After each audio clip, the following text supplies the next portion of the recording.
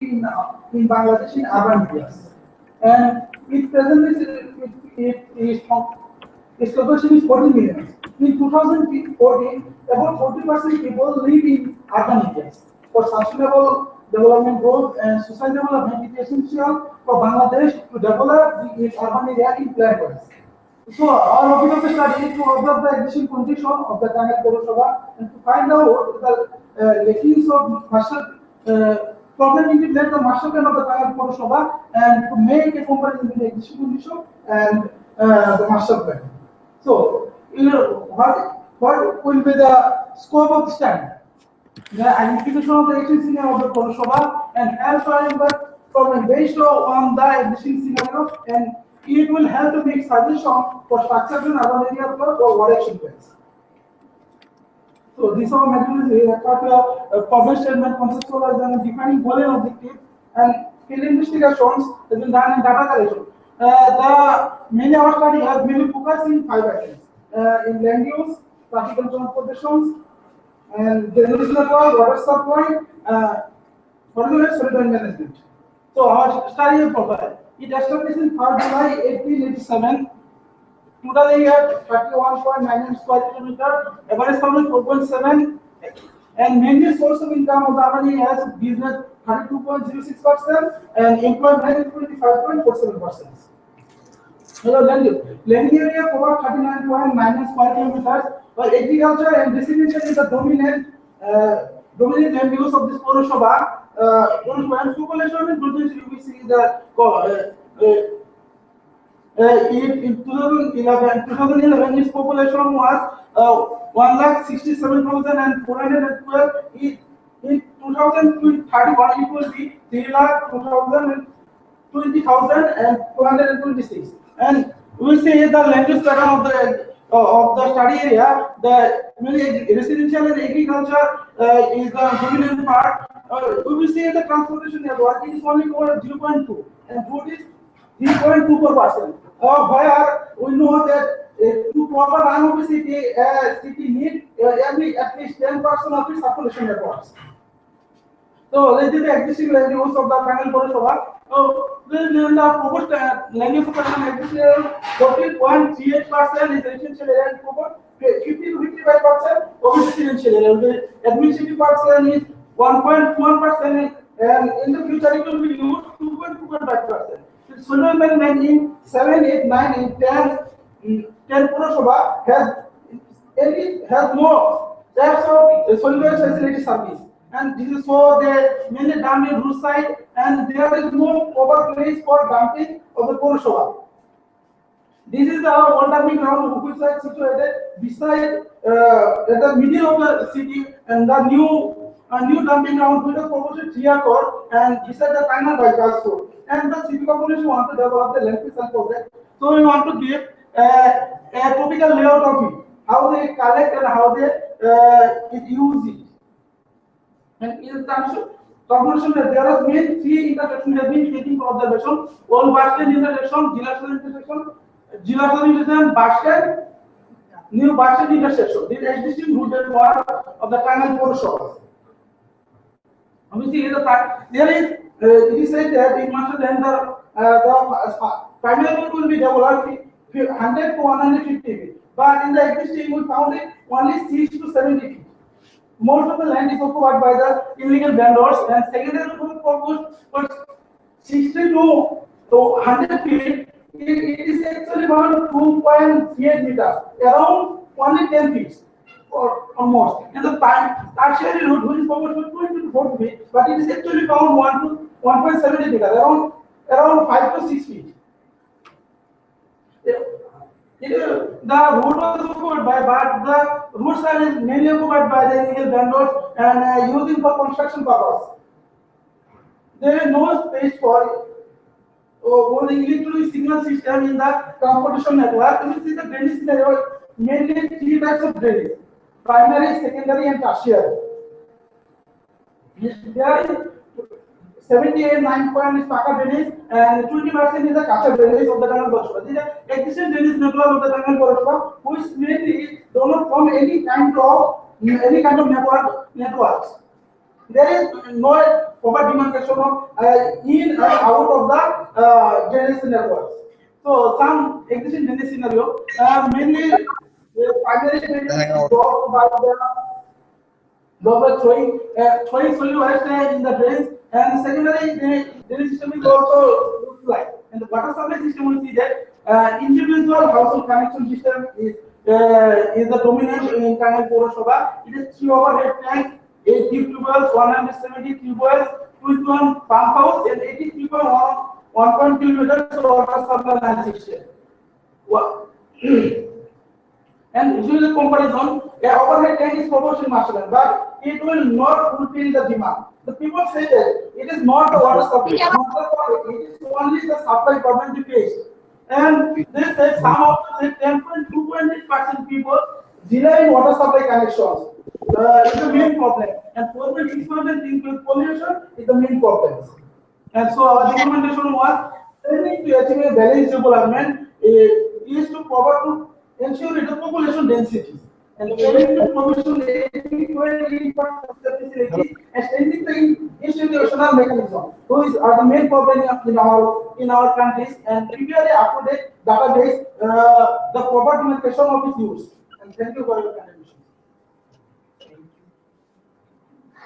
Thank you, Rakibul. You actually completed your presentation with 7 minutes. And for that, you get a bigger.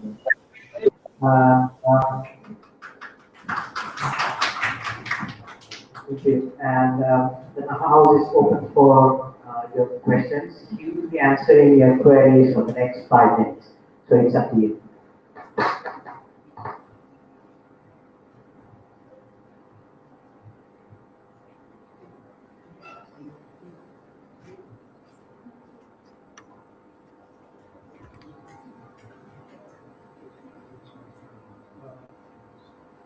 Thank you. This is seems more like that presentation and abstract is more oriented service delivery of the municipality. That what kind of services are ready for the dealers.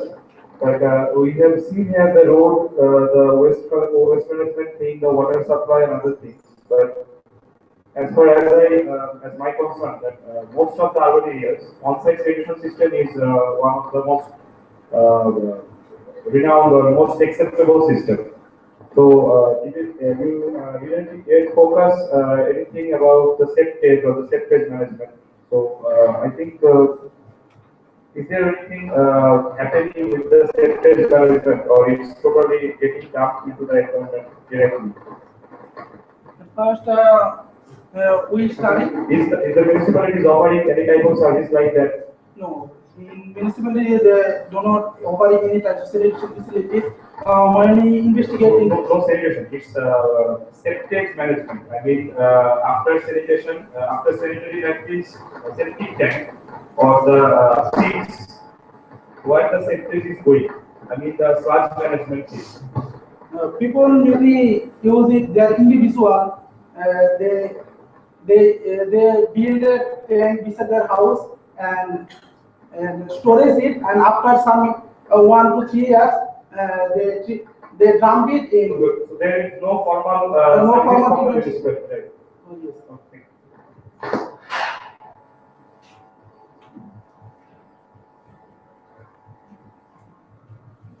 Anyone with any more questions? Is there any query or would you like to add up some points here, observation? Anyone? If you do have queries or if you would like to add up some points to this research paper, please raise your hand. All right. Since I'm not seeing any hands up, so I presume that everyone is all right with this presentation and satisfied with these answers. So thank you, Rakibul, for your interesting paper. Thank you, everyone.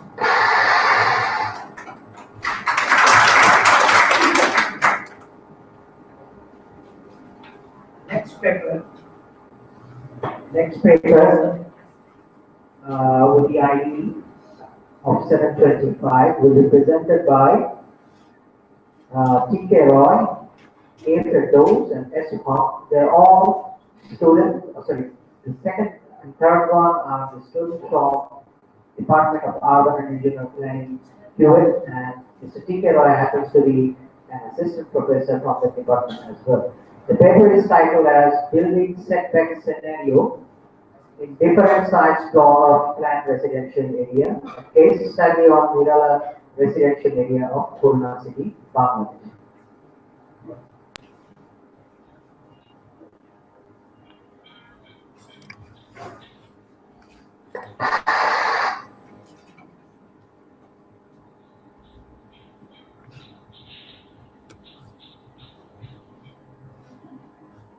Good afternoon, everyone. I'm Susanna Locke.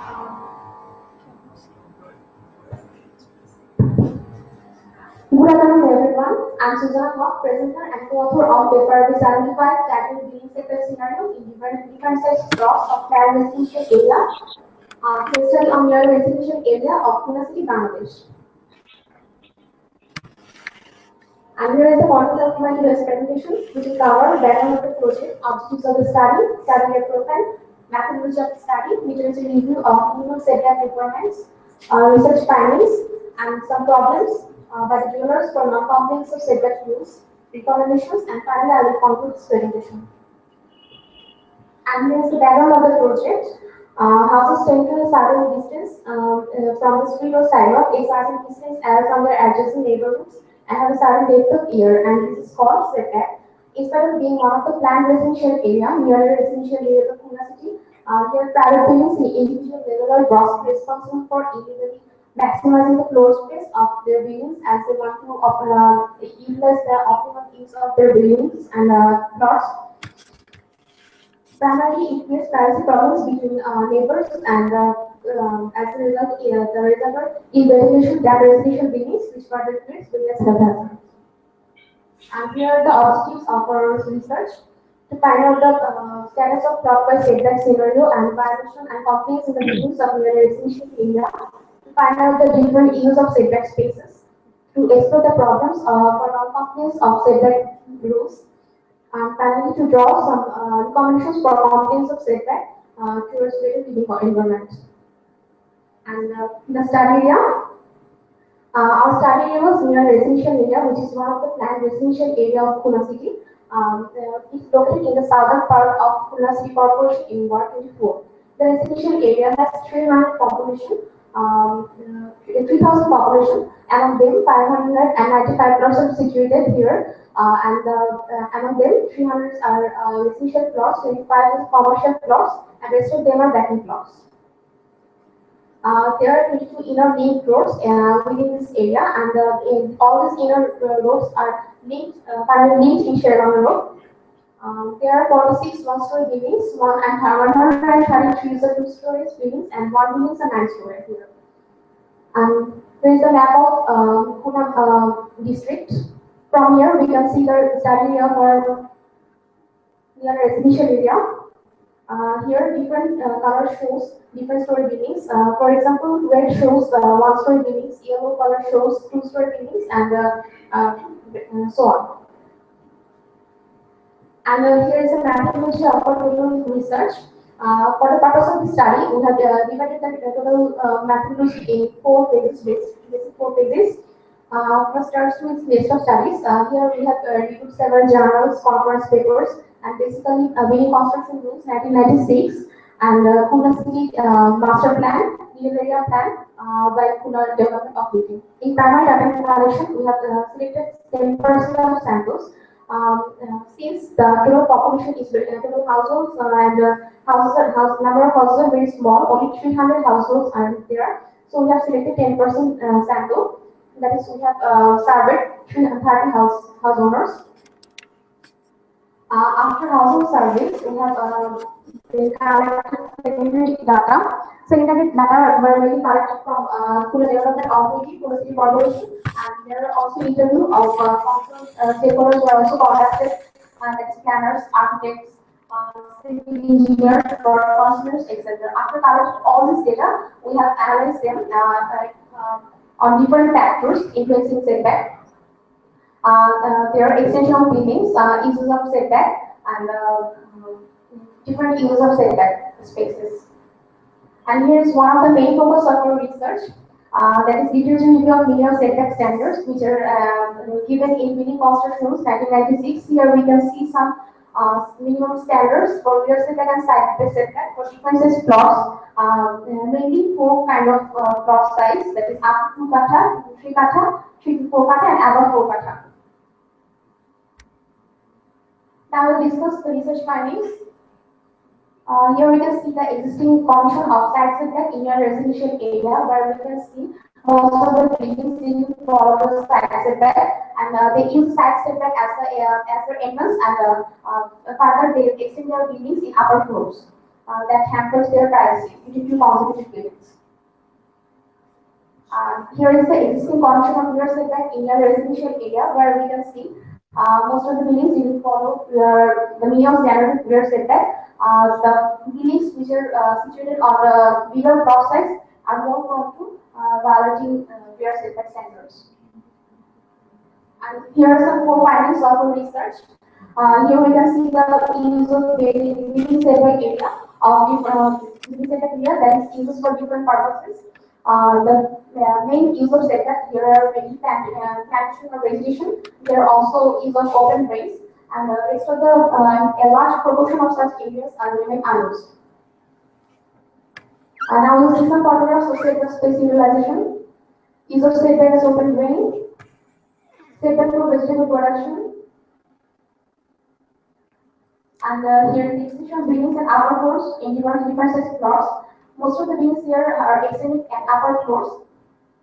Many buildings which are situated on bigger plots are more prone to extend their buildings and upper floors. Now we see some problems faced by developers for non-compliance of building setback. Throughout the survey, we have observed that most of the children here are playing on street, and this is very risky for them. If they maintain a starting setback, that space can be used for children's play-ups. Moreover, the space between the consecutive buildings are too narrow, that the waste down in these places are hardly able to be cleaned. Again, the extension of buildings and upper floors hamper the privacy between the consecutive buildings. As the buildings, the buildings doesn't maintain any minimum setback, and most of these setbacks faced by them are mostly hardscape. So there is no scope for plantation, and there is less scope for order infiltration. That is ultimately lowering the ground level. And here are some pictures for all space rivers for non-comprehensive building setbacks. Buildings non-comprehensive global setback. Children play on near the floor of near residential area. Extension of building and upper floors. Soil waste disposal in narrow setback space between two consecutive buildings. Building without setback and soft scale. Now we will go through some possible recommendations regarding this problem. We think KDA can develop a mechanism to inspect the construction activities by engaging both public and private organizations, that is KDA assists with planning, designing, and construction organizations. Council and civil society representatives can take initiative to make the residents bound to maintain the building setback rules. More researchers can be conducted causes, consequences, and remedies of building setback violation by the university researchers and other research organizations. And now I'm going to continue my presentation. Through our both research, we have seen that most of the houses in our residential area do not follow minimum standard of side setback and rear setback, as they always try to use their optimum use of. The side setbacks are mostly used for entry of their house, and the rear setbacks are hardly maintained by them. As a result, poor ventilation, inadequate space for vegetation, recreation are very common here. He then should take necessary steps to make the owner's boundary follow proper setback while constructing the buildings for ensuring the better and healthy environment life in Khona city. Thank you all. Now we're open for valuable comments and questions. Ms. Hart, for your pictorial as well as more presentation on the research program. Now we close our Q&A sessions for the next 5 days. If you have any questions or if you would like to add some comments to this research paper, you are most welcome to do so. Anyone? Please raise your hand if you have any question or if you have any comment.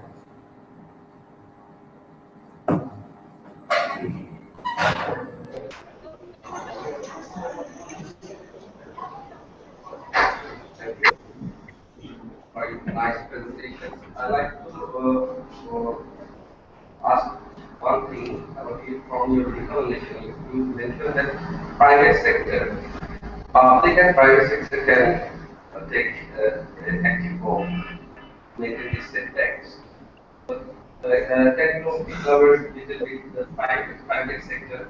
Private sector means constructing dealing planning farms and doing with planning. And how they can actually coordinate with the public sector? During construction phase, they can investigate or inspect this whole activities with area. We need to Yeah. thank you.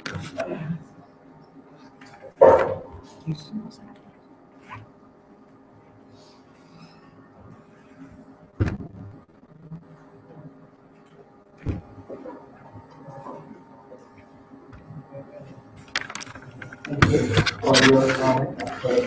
Now, is anyone here interested to add any points or raise a question? Anyone?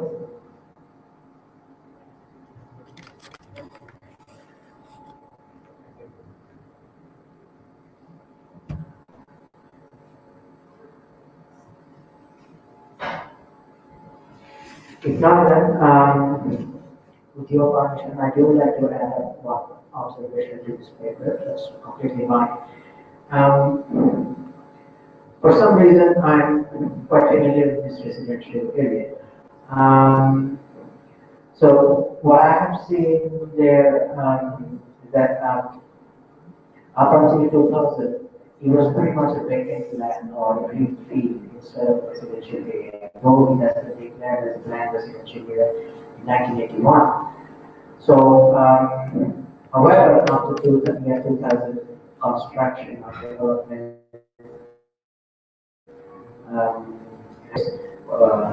on a faster rate there. So, it has actually followed a common path of residential development that is pre-existing in Bangladesh to violate setback laws knowingly or unknowingly. So I think it would be better if you could add one or two components pertaining to plot owners or building owners behavior, how they see building setback. Is it a constraint for building construction or is it are these safety tool for constructing a livable house? That may actually add up a different flavor to your paper because since you're focusing on building regulation and construction, building bylaws, these are not police laws. These are regulations that are meant for better living environment. So everyone concerned needs to understand the advantages of these laws. So in light of that rationale, you have one component regarding plot owners' view on these issues. Your paper will be a very nice one, a very solid one.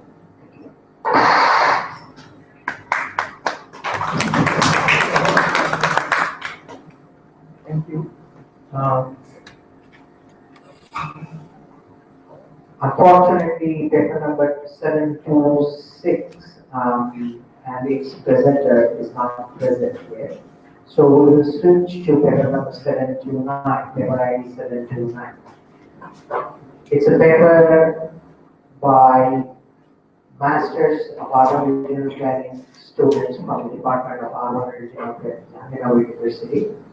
The paper is titled Stormwater Drainage Network Analysis and Efficient Drainage System Proposal for Capacity, a case study on Tolaraba, Mirpur.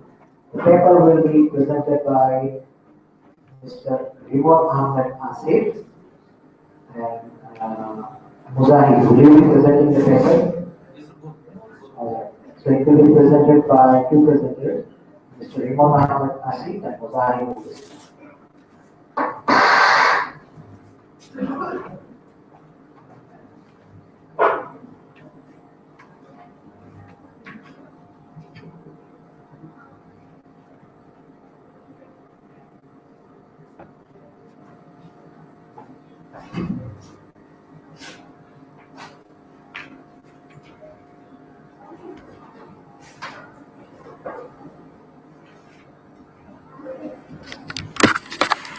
Paper 79, stormwater drainage.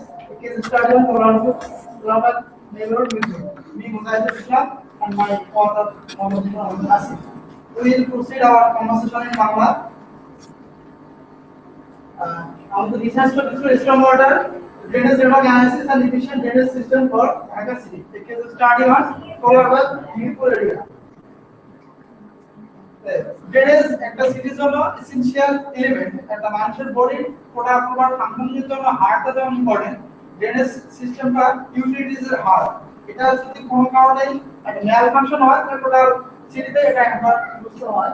Dhaka সিটির যে বর্তমানে যে drainage system এটা filling হয় illegally natural water bodies এবং open space যেগুলো আছে সেগুলো ল্যান্ড গ্রাবার আর ডেভেলপমেন্ট দ্বারা ড্রেনেজ সিস্টেমে মেইনলি ম্যান-মেড অ্যাক্টিভিটি দ্বারা ড্রেনেজ সিস্টেমটা বেশি প্রবলেমগ্রস্ত হয়। এখানে যেসব কাজ হয় unplanned and illegal settlement, improper management আর open dumping of waste into drainage line.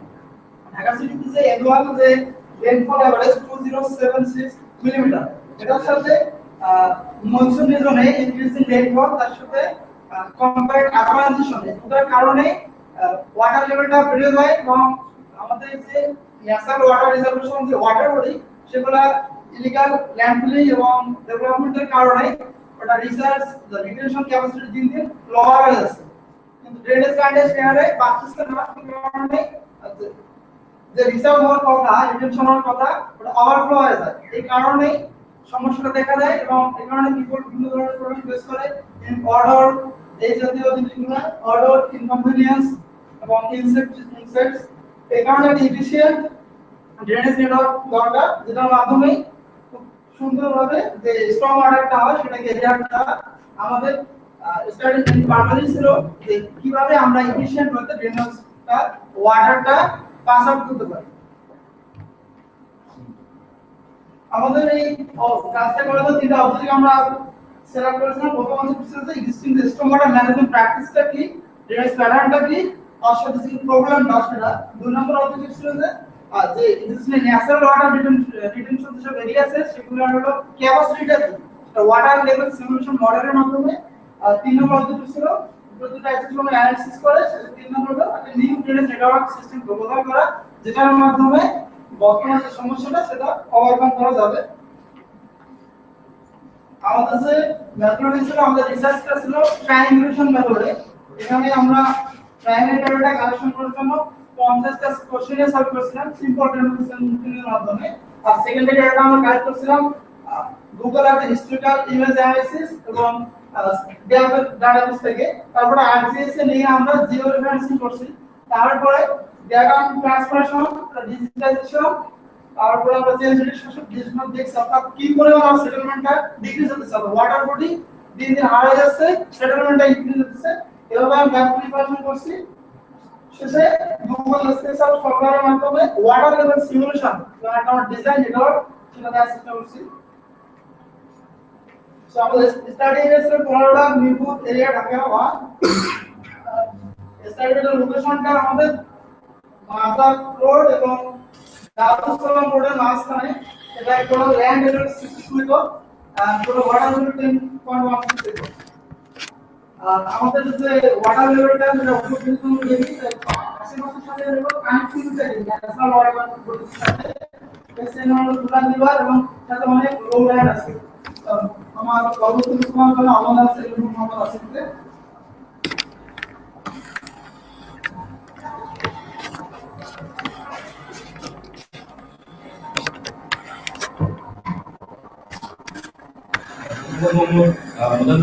এইবার আমরা দেখবো আমাদের যে স্টাডি এরিয়া এই এরিয়াটাতে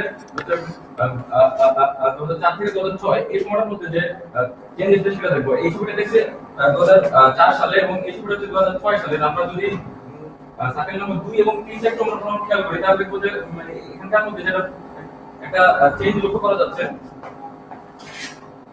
সার্কেল নম্বর 2 এবং সার্কেল নম্বর 3 আমরা একটু ভালো করে খেয়াল করি সেখানে আমরা দেখবো যে এখান থেকে কিছু ল্যান্ড হারিয়ে গেছে। যেমন এটা হচ্ছে 2004 সালে এই জায়গাগুলো ছিল ফাঁকা, জাস্ট এই জায়গাটা যখন 2006 সালে আসছে এই জায়গাগুলো দেখতে ভর্তি শুরু করেছে। এবং হচ্ছে 2006 থেকে 2008 এর মধ্যে যখন আসলো তখন দেখলাম যে এই এখানকার যে একটা বড় পরিসরের ওয়াটার বডি ছিল এই পুরো জায়গাটা হারিয়ে গেছে। হ্যাঁ, তো আমরা এখানে একটু আলাপ দেখতে পাই যে 4 এবং 5 এই জায়গাটা ঠিক একই কাহিনী হচ্ছে। তো এই জায়গাতে পুরো জায়গাগুলো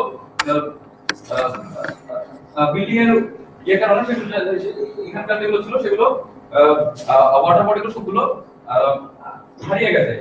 এরপর আমরা দেখবো 2004 সালে যে আমাদের স্টাডি এসেছিল সেখানকার কি পরিমাণ ওয়াটার ছিল এবং সেখানকার স্টাডির যে অবস্থা সেটা আমরা দেখছি এখানে।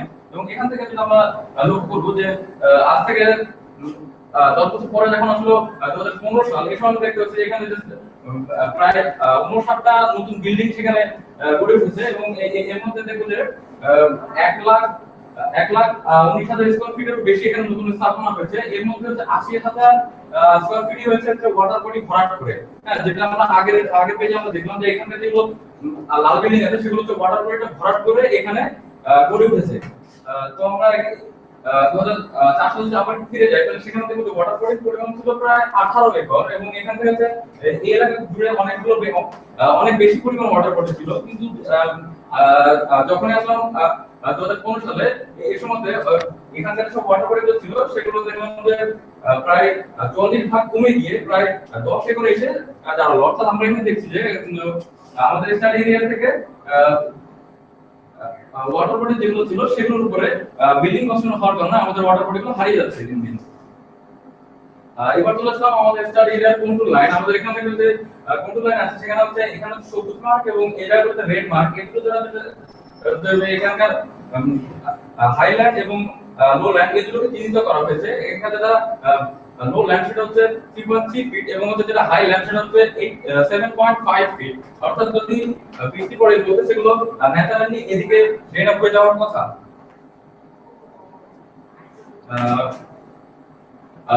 পরবর্তী ইমেজে জাস্ট স্যাটেলাইট ইমেজে আমরা জাস্ট এখানে একটা ভিউ দেখতে পাচ্ছি যে আমাদের স্টাডি এরিয়া এই জায়গাটা এবং এখানে ওয়াটার বডি এই জায়গাটাতে কন্ট্রোল লাইনের ম্যাপটা আছে। এটাকে আমরা 3D মডেলিং এর মাধ্যমে একদম টোপোলজি যেটা সেটা আমরা একটু দেখার চেষ্টা করব এবং যদি ওয়াটার লেভেল যদি কখন রাইজ করে তাহলে সেটা কি অবস্থা হবে সেটা আমরা এখন দেখে নেব। এখানে হচ্ছে আমাদের যে স্টাডি এরিয়াতে দেখা যাচ্ছে এখানে 3.3 ফিটের যে ওয়াটার লেভেলটা সেটা এবং হচ্ছে এই এরিয়াটা আমাদের স্টাডি এরিয়াটা টোপোগ্রাফি এগুলো হাইল্যান্ড এবং এগুলো হচ্ছে লোল্যান্ড, এগুলো একটা হালকা ডার্ক এবং পিঙ্কিশ কালারের মাধ্যমে এখান থেকে পরিষ্কারভাবে দেখা যাচ্ছে। কিন্তু এখানে যদি পানির পরিমাণ কোনোভাবে বৃষ্টির কারণে হোক বা অন্য কারণে জলবদ্ধতার কারণে হলে যদি এখানে বৃষ্টির পরিমাণ বাড়ে তাহলে কি হবে সেটা আমরা এখন দেখতে পাবো। ধীরে ধীরে যদি বৃষ্টিটা বাড়ে তাহলে দেখবো যে আরো বেশি পরিমাণ এলাকা এখানে পানির নিচে চলে যাবে। ঠিক আরেকটু বেড়ে যায় তাহলে আরেকটু পানি বেড়ে গেছে এবং এই এলাকাগুলো তো দেখা যাচ্ছে ধীরে ধীরে ডুবে যাচ্ছে। এই এলাকাগুলো তো লো ল্যান্ড আর এইদিকে হচ্ছে হাই ল্যান্ড। তো আমরা এখানে দেখছি যে আগে যেখানে ছিল এগুলোতে পানি ছিল না, এগুলোতে কিন্তু এখন দেখবো যে পানি এখানে বৃদ্ধি পাচ্ছে, আরো দেখবো এগুলোতে বৃদ্ধি পাচ্ছে। আমাদের এই ছবিটাতে পানির লেভেলটা বাড়তে বাড়তে যখন দেখবো 8.5 মিটার যদি 8.5 ফিট যদি বাড়ে তাহলে দেখবো যে এখানকার 3 ভাগেরও বেশি এলাকাটা পানির নিচে চলে যাবে। কিন্তু আমাদের এই জায়গাটা একটু ফোকাস করে দেখা যায় এখানে অনেকগুলো পানি এখানে ধরার জায়গা আছে, কিন্তু দেখেন আমরা আগের ভিডিওতে যদি আমরা দেখি তাকায় আগের ভিডিওতে ওই জায়গাটাই নাই, ওই জায়গাটাই হারিয়ে গেছে। যেমন এই ইমেজে দেখা যাচ্ছে আগের ইমেজটাতে গেলে আমরা দেখবো যে এখানে অনেকগুলো ওয়াটার বডি ছিল, কিন্তু আজকে যখন 2015 সালে আসলাম আমরা তখন দেখছি এখানকার অনেকগুলো ওয়াটার বডি হারিয়ে গেছে, সেটা আমরা দেখলাম। আর এখানে দেখলাম যদি আমাদের পানিটা বাড়ে তাহলে কোথায় যাবে। তো আমাদের আসলে উদ্দেশ্যটা হচ্ছে যে বৃষ্টির পানি যেটা পড়বে সেটাকে আমরা এখান থেকে ড্রেন অফ করবো, সেটা হচ্ছে আমাদের উদ্দেশ্য। আমাদের স্টাডিতে গিয়ে আমরা দেখছি যে বৃষ্টির পানিগুলো ঠিকঠাক মতো ভাবে ড্রেন অফ হওয়ার না কারণে এখানে দেখা যাবে ওয়াটার লকিং এর সৃষ্টি হয়, এবং এখানে যে পরিমাণ যে ইমপ্রপার ড্রেনেজের যে ম্যানেজমেন্ট রয়েছে সেটা আমরা আমাদের স্টাডি এরিয়া থেকে আমরা দেখতে পেয়েছি। এবং হচ্ছে টোটালভাবে প্রায় 50 জন লোকের উপর সার্ভে করা যে আমরা এখান থেকে বিপল যে একটা পার্সেন্টেজ নিয়েছি, সেখানে তারা বলেছে যে filling of natural water body, তারপরে হচ্ছে ইমপ্রপার ম্যানেজমেন্ট এবং ওয়াটার লকিং, এই কারণগুলো অনেক বেশি দায়ী। আর যে এবার হচ্ছে আমরা পুরো এলাকাটা পুরো একটা রিকমেন্ডেশন দিব। এটা হচ্ছে আমাদের একটা সাজেশন, এটা হবে হচ্ছে দুই ভাবে। একটা হচ্ছে আমাদের উদ্দেশ্য হচ্ছে আমাদের এখানকার যে ন্যাচারাল ওয়াটার বডিটা থাকবে সেটাকে আমাদের প্রোটেক্ট করা, এবং হচ্ছে একটা ড্রেনেজ একটা নেটওয়ার্ক সেটা একটা প্রপোজাল দেওয়া। তো এখানে আমাদের দেখতে পাচ্ছি একটা হচ্ছে ড্রেনেজ নেটওয়ার্কের লেআউটের ম্যাপ, এবং পরবর্তীতে যেগুলো আমরা দেখবো সেটা হচ্ছে এই লেআউটগুলো ইউজ করে বাড়ি থেকে কিভাবে বৃষ্টির পানিটা ওয়াটার বডিতে চলে আসবে। তো যে সাধারণত যখন বৃষ্টি পানি হবে সেটা হবে ছাদ থেকে একটা পাইপের দ্বারা, এবং হচ্ছে এইখানে যে পানিগুলো ঢুকবে সেগুলো সাইডে ড্রেন দ্বারা প্রবাহিত হবে। এখানে আগে ছবিটা আমরা দেখতে পাচ্ছি ছাদ থেকে পাইপের মধ্যে পানিগুলো এসে এখানে একটা গ্যাস বেসিন থাকবে, সেখানে দুটো বাড়ির পানিটা কানেক্টেড হয়ে সেখান থেকে দেখবো যে রাস্তার নিচে যেখানে মেইন স্টোরেজ লাইন থাকবে সেখান দিয়ে পানিটা চলে যাবে একদম হচ্ছে ন্যাচারাল ওয়াটার বডিতে, যেটা আমরা আগে দেখলাম যে আগের ইমেজে যদি আমরা ফিরে যাই তাহলে আমরা সেখানে দেখতে পাবো যে এই দুটোটা একটা ওপেনিং হবে। আমাদের এটা হচ্ছে একটা প্রপোজ লেআউট, এবং এটা হচ্ছে একটা সিস্টেম যে কিভাবে পানিটা একটা বিল্ডিং থেকে বা হচ্ছে বিল্ডিং আশপাশ থেকে একদম ড্রেন পর্যন্ত এটা পৌঁছাতে পারে, সেটা হচ্ছে একটা প্রপোজাল। আর হচ্ছে আমাদের যে স্টাডিটা এটা হচ্ছে একটা মেইন কনসেপ্ট হচ্ছে যে আমরা যেখানে বিল্ডিং হয়ে গেছে সেই বিল্ডিং গুলোকে আমরা ডিমোলিশ করতে পারছি না, কিন্তু আমাদের যে এক্সিস্টিং যে ড্রেনটা রয়েছে সেটাকে যদি আমরা ইমপ্রুভ করতে পারি তাহলে হচ্ছে আমাদের এই স্টোমাটা যে ড্রেনের যে সমস্যাটা সেটাকে আমরা ইমপ্রুভ করতে পারবো, এবং এর মাধ্যমে এবং হচ্ছে আমাদের এই পুরো কাজটাতে আমাদের শারীরিকভাবে দিক নির্দেশনা দেওয়ার জন্য আমাদের প্রফেসর ডক্টর কাশমান আলীর নামকে অনেক ধন্যবাদ জানিয়ে আমাদের প্রশ্ন অর্ডিনেট শেষ করছি।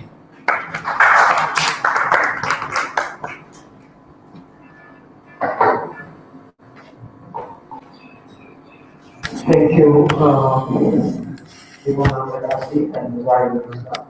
and as per our discussed follow time schedule, we will now have a 5-minute Q&A session for drawing down your valuable comments on this paper or raised questions. The floor is open.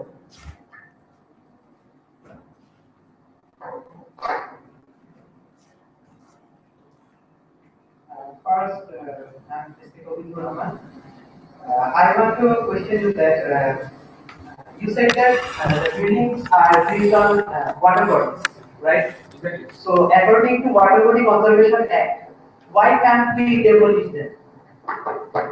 সেগুলো করতে গেলে এখন যেটা দেখা যাচ্ছে আমাদের এখানে study area ফিরে যায়, সেখানে দেখবো যে এই জায়গাগুলো যেমন এই ইনভেস্টার কথা আমরা যদি বলি এখানে দেখা যাচ্ছে আমাদের স্টাডি হচ্ছে এই জায়গাটা, এবং এখানে একটা পুরামূর্তি রয়েছে, এবং এগুলো হচ্ছে সবগুলো হচ্ছে ওয়াটার বডি লো ল্যান্ড। এটা ইতিহাসে দেখি এখানটাও কিন্তু দেখা যাচ্ছে যে আমাদের ওয়াটার বডিটা ছিল, ওয়াটার বডি এখানে একটা লিকার ছিল, তো সেটা আজকের দিনে সেটা দেখতে ভরাট হয়ে গিয়েছে, এবং সেখানে একটা বিল্ড আপ এরিয়া তৈরি হয়ে গেছে, এবং এই জায়গাগুলো তো আগে সময় খাল ছিল, কিন্তু আজকে যখন এসে আমরা দেখছি যে এই জায়গাগুলো পুরোটা ভরাট হয়ে গেছে। এই জায়গাটা একদিনে ভেঙে ফেলা কখনোই সম্ভব না। সেই কারণে আমরা বলছি যে সরকার সেটা একদিনে করে ফেলতে পারবে না, এবং যারা এই সমস্যা যারা রয়েছে তারাও পারবে না।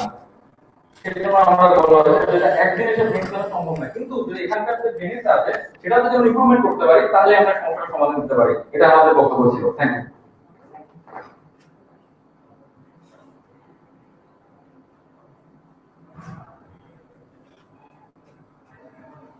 Anyone here with any question?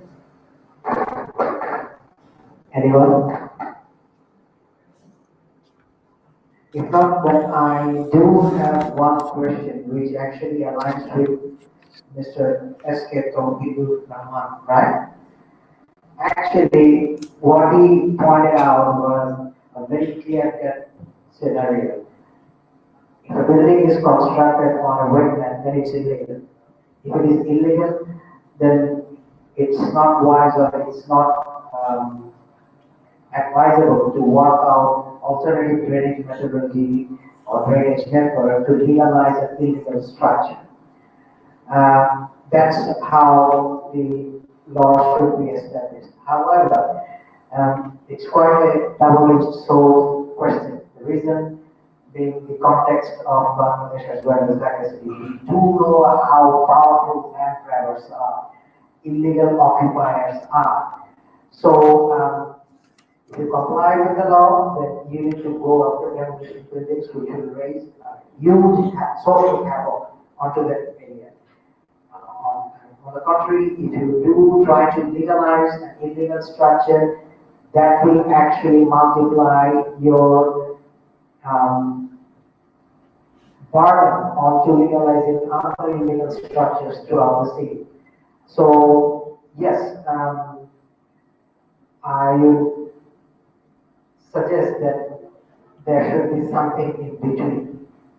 If you do stand by with your proposition, then you need to come up with some solid logic. Well, this is why we are actually trying to propose alternative drainage network for structures that are largely illegal. Actually, this logic was absent onto your presentation. So it needs to be there if you do stand by your proposal. Thank you.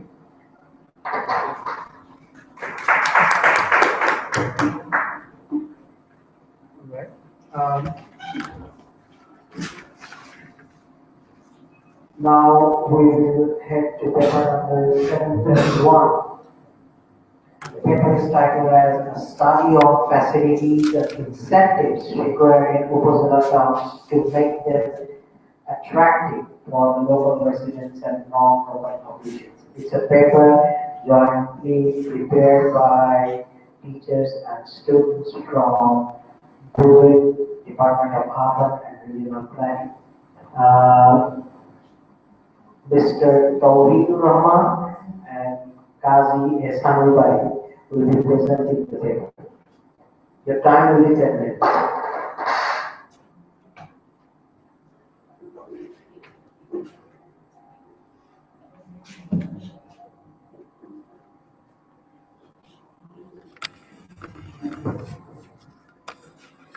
Bismillahirrahmanirrahim.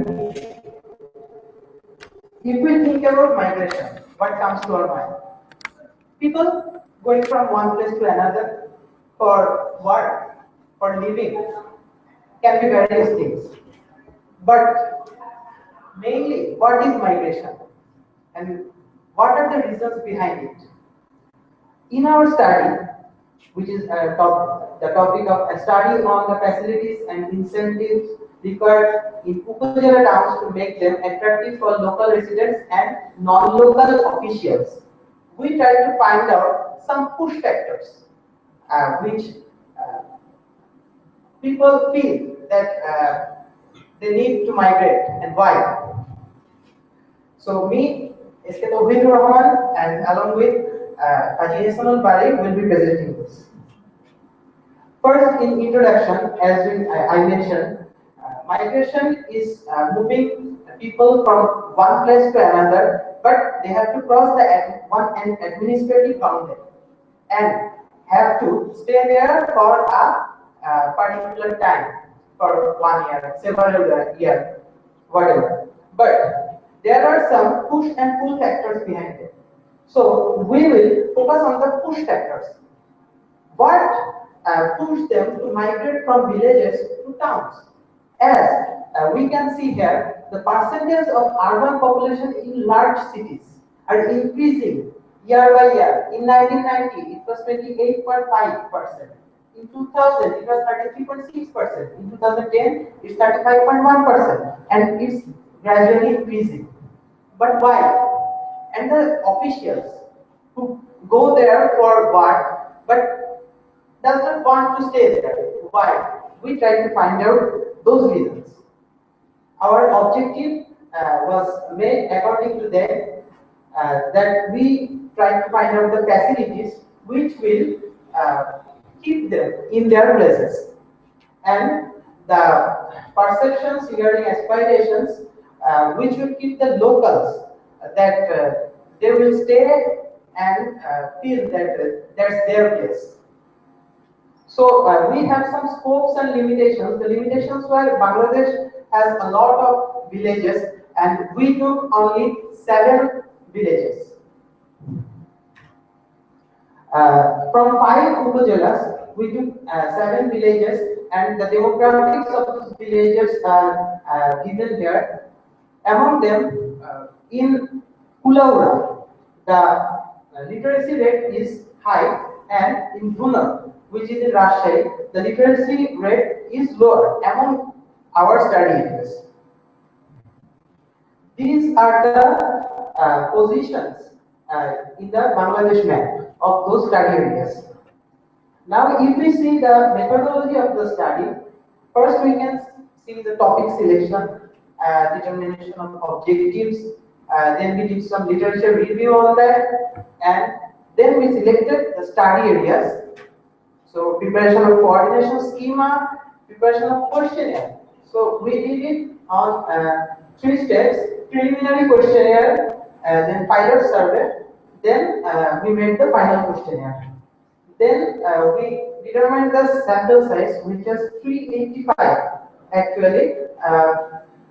Then the data collection. Data was collected in 3 ways: the primary data collection, secondary data collection, and focus group discussion. So then the data analysis and the findings are found. First, we come to data analysis. First, if we come to local respondents, the locals have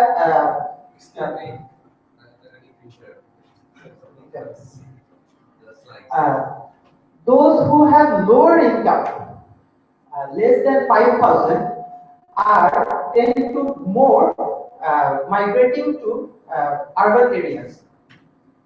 But otherwise, the age limit is below 35. So we can see a relation that they want to go urban areas for more income when they are strong enough to work. So the reverse relation is between the amount of land possessed. The more they have land, the more they want to stay there. The higher level of education inspires them to go to urban areas for more higher education or more facilities, because in some families, 1 or 2 children goes out for education and they come back and pull their family from there. So we did some priority ranking through indexing, and the top priorities, we found that the increase of income is the top priority. They want more income. Then we see the number of educational facilities. It is found from the surveys that there is only 1 primary school or highest 1 high school, but there is no place for higher education. So they have to migrate. Besides, the quality of education is low. The improved medical facilities. Most of the community clinics remain closed for several hours. Like they keep active for 9 to 5 or 9 to 3 p.m. But after that, they remain closed. So the villagers feel lack of medical facilities for that, and employment opportunity, obviously. The level of satisfaction for these are seen here. Next, from the chart, you can see that regarding the top priorities, almost for every one of them, the local respondents are not satisfied. Among the educational facilities and for medical facilities, their dissatisfaction is highest. For education facilities, almost 71% of them are not satisfied, and regarding medical facilities, almost 68% of them are not satisfied. Now we'll focus on the findings from non-local respondents.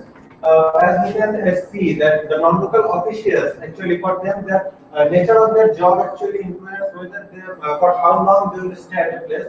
We can see from the chart that private service workers and government health officers, they are due to the nature of their job, they have to transfer from one place to another, and actually almost 100% of them are not, they cannot say for how long they will stay at a place. For people with a higher income, we have found that those with a higher income are more willing to stay at the place of their posting. As we have seen before, the people below the age of 35, they tend to migrate more than the people above that age. And then the priorities of non-local respondents, and the same as the local respondents, we have found that the increased income, educational facilities. What is different from them is that the non-local respondents have also given priority to employment opportunity of other family members, because if they have said that if their family members have employment opportunities at the place of postings, they are more willing to stay there. And besides, quality of education and improved lifestyle has also become their priorities. And here is the level of satisfaction regarding these priorities. As we have seen that medical facilities and employment opportunities for family members are regarding these priorities, their dissatisfaction level is highest. And now we will see a comparison of similarities and dissimilarities of the local respondents and non-local officials. As we have seen, the general respondents doesn't have any influence on the decision to migrate, and increased income and improved educational facilities are the top two priorities for both local respondents and non-local officials. And we have seen that the older the people, the older the respondents, and the lesser the interest to migrate. And though the respondents are satisfied with the school facilities like primary school and secondary schools, they are not satisfied with the higher studies facilities like colleges or universities. And regarding the dissimilarities, we can see that the non-locals are more interested to migrate because due to their job nature and some other reasons, they cannot guarantee that they will stay at the place of their postings.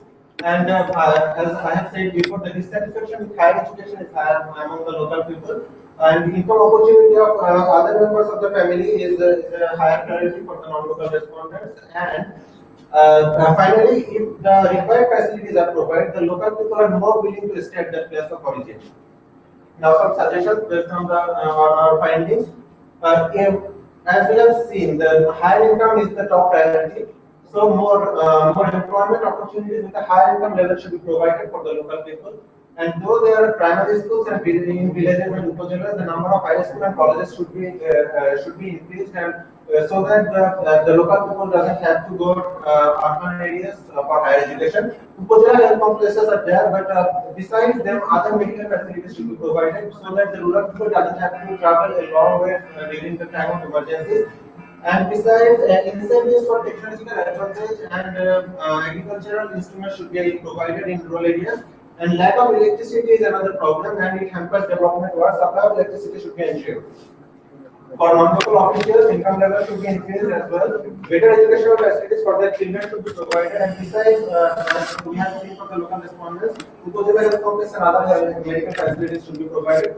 Measures should be taken to ensure safety and security for the non-local officials and non-government officials, and recreational facilities should be provided as one of the priorities. And finally, in our studies, we have tried to give an overview regarding the requirements and the push factors that influence the rural people to migrate in urban areas. So, but before taking any concrete decisions, detailed studies should be done regarding the pull factors of the urban areas that attract the rural people, and finally, based on both analysis, some concrete decisions should be made so that the situation can be improved. Thank you. Thank you. As usual, the floor is now open for any questions. Yes.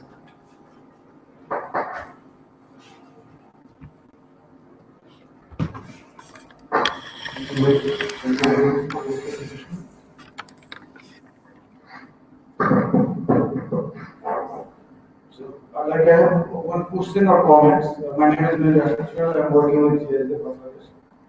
So you fit some criteria, but I think there are one criteria should be included, which is like migration due to climate change or environmental effect or disaster management. Like which area you have selected?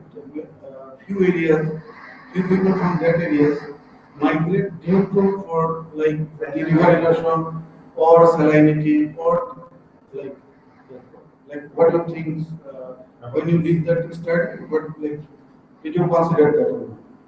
No, actually, we in our study we mainly focus on the facilities of the lack of facilities in the study.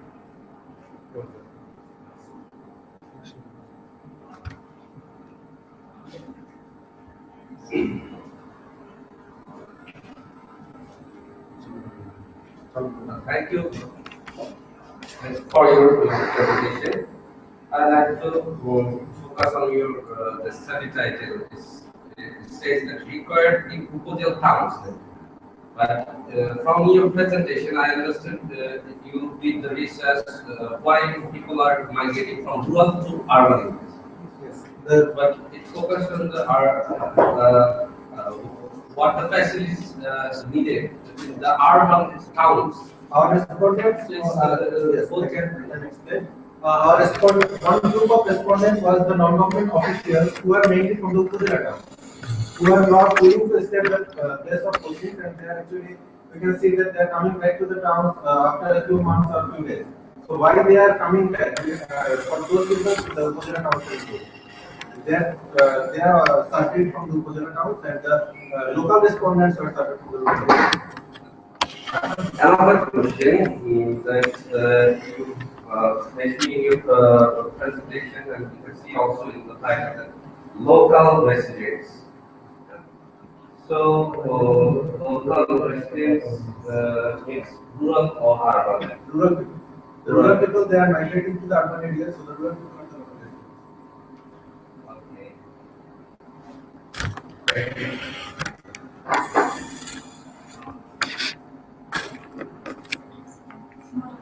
So I have a question. Okay. Okay, Ami Mirasal.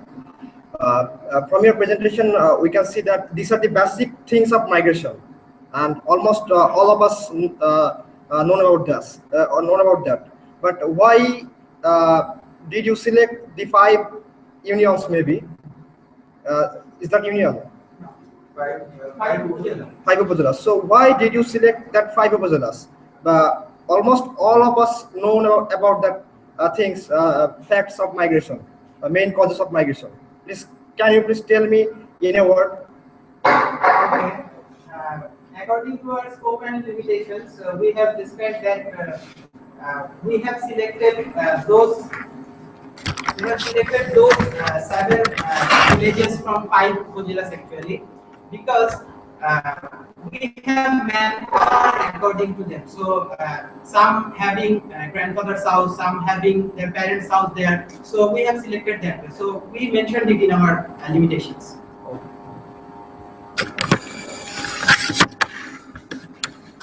Anyone here with any more question? Anyone here with any more question?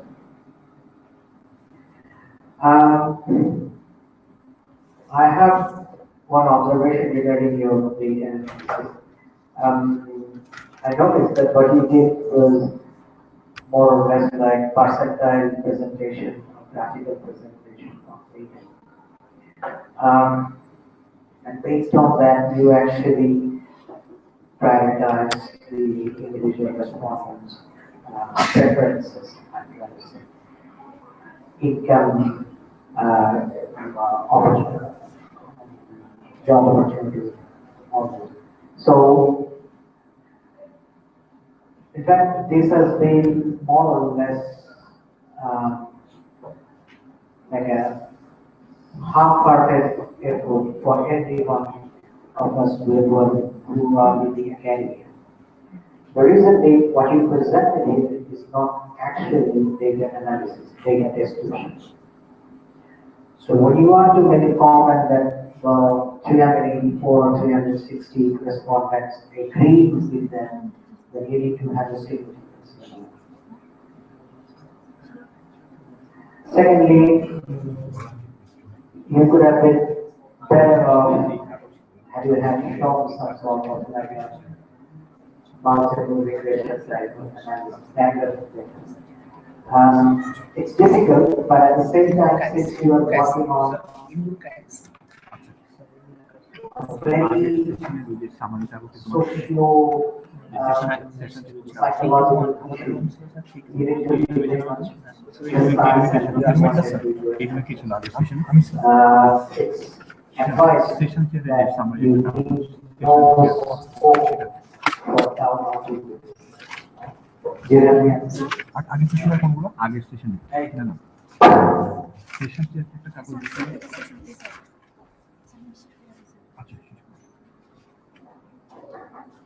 Sir, actually about the priority ranking, it was not based on the graphs. Actually, we did an indexing method. So we take the view of the people that they have to mark it on 10, 9, 8, 1 to 10. So the highest mark got the priority mark. So we did that on that. So the sample size selection was 385 as the population was unknown actually. For some villages, we couldn't find the actual population. So that's why 380 was the 384. So 385, 55 into 7. So we put that in that. That's good in a way that you have representative samples, but normally that's my question. That's good in a way that you have representative samples, but since you actually survey different areas, so let's say from North Bengal, you might find a district which majority preferring higher income. Or from the southeast, you might find another area where, let's say, 45% prefers higher income. Now, if you want to compare these two and then come up with an indexing method, there is no other way except for looking for significance. Number one. And then secondly, for prioritizing public requirement and public preference, you should have, it's advisable that you should have a certain precise hypothesis to test whether it fits it or not. The reason being, for professional research as well as for professional policy making, this kind of descriptive statistics-based data actually doesn't stand that much of a chance, if I'm not wrong, right? So probably the clientele or the policymakers, they are actually looking at us with concrete method-based decisions so that they don't have to raise questions about those methods. They can craft their skills onto policy fine-tuning. So that's where we actually have the responsibility as the Academy of Urban Planning to sharpen our research onto more precise manner. So the database decisions are actually data descriptions. Remember, data descriptions are not enough for data decisions. So, but nonetheless, what you did was quite good. The reason being, planning professionals normally we tend to focus, though it sounds embarrassing, but we tend to focus more on other issues rather than rural issues. But you went beyond the box and there was something that is out of our marginal relation. So I do congratulate you that person. You have chosen a very interesting topic and you have had the courage to go and investigate on the data science. That's really so with that, we have actually come to the end of this session. I do like to express my gratitude to all of you to take part in this session actively by raising your questions as well as comments. I hope you have had all your questions answered as well as enjoyed the papers. So with that, we are calling it an end for this session. You might like to have a tour from the campus, but as we claim that it's an entity for natural beauty. So it's advisable for you to have a glimpse of the natural setups of that. And again, I do like to express my gratitude to you for being patient with the presentation and for listening to us. Thank you.